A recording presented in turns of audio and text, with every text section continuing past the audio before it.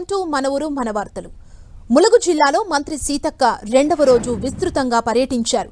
50 కోట్ల రూపాయల నిధులతో డబుల్ రోడ్డు నిర్మాణాలకు శంకుస్థాపన చేశారు మంత్రి సీతక్క. రైతుల పేరుతో బీఆర్ఎస్ నాయకులు తప్పుడు ప్రచారాలు చేస్తున్నారని మండిపడ్డారు. బీఆర్ఎస్ నాయకులకు నిజాయితీ ఉంటే వాస్తవ సమస్యలపై మాట్లాడాలని సవాల్ విసిరారు మంత్రి సీతక్క. ప్రతిపక్ష నాయకులుగా ఉంటూ బాధ్యతాయుతంగా ప్రవర్తించాలని సూచించారు.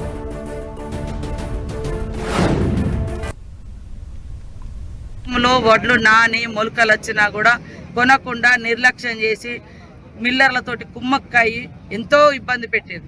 కానీ వాళ్ళ దొంగే అని అరిచినట్టుగా ఈరోజు ములుగు జిల్లాలో ఎక్కడ కూడా ఒక గింజ కూడా మేము వదిలిపెట్టలేదు, రాష్ట్రంలో కూడా వదిలిపెట్టలేదు. కాకపోతే అకాల వర్షాలతోటి అక్కడక్కడ వానలు వచ్చినా కూడా తడిసిన ధాన్యాన్ని కూడా మేము కొంటున్నాం.